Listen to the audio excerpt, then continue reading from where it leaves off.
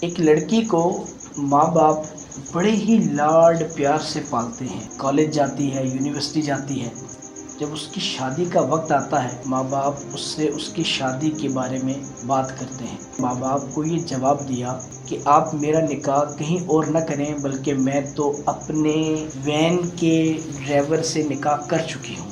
جب ماں باپ نے یہ سنا تو ان کے تو پاؤں کے نیچے سے زمین نکل گئی کہ ہماری لاڈوں پلی بیٹی خود سے ہی نکاح کر کے آ گئی۔ ماں باپ نے کہا کہ تم اس کے ساتھ ہی رہنا چاہتی ہو، اس سے جدا نہیں ہونا چاہتی؟ اس بچی نے کہا کہ نہیں، میں اپنے اس شوہر کے ساتھ ہی رہنا چاہتی ہوں۔ والدین نے اس کو کہا کہ آپ ایسا کرو کہ پھر اپنی ضرورت کا تمام سامان اپنے اس گھر سے اٹھا لو، جو اٹھانا چاہو وہ لے لو، اور جاؤ اور جا کر اپنے شوہر کے ساتھ رہو۔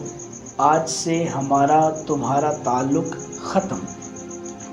وہ لڑکی بڑی خوشی خوشی اپنے شوہر کے لیے تیاری کرتی ہے، سامان پیک کرتی ہے اور اپنے شوہر کے پاس چلی جاتی ہے۔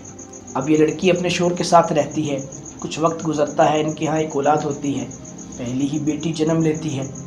کچھ اور وقت گزرا تو کسی راستے میں سر راہ اس لڑکی کے کچھ عزیزوں سے، رشتہ داروں سے اس کی ملاقات ہوئی۔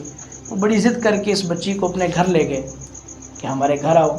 یہ ان کے گھر جاتی ہے، باتوں ہی باتوں میں یہ رونا شروع کر دیتی ہے، بہت روتی ہے۔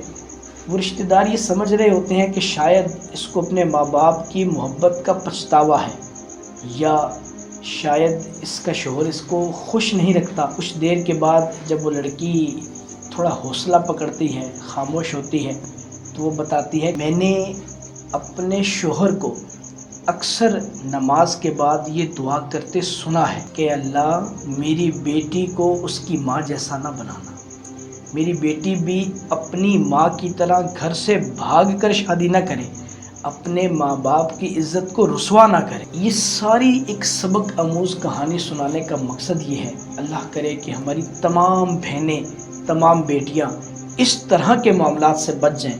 یقین کریں، جو معاملہ ہمارے ماں باپ طے کرتے ہیں وہی سب سے زیادہ قابل بھروسہ ہوتا ہے، وہی سب سے زیادہ قابل اعتماد ہوتا ہے۔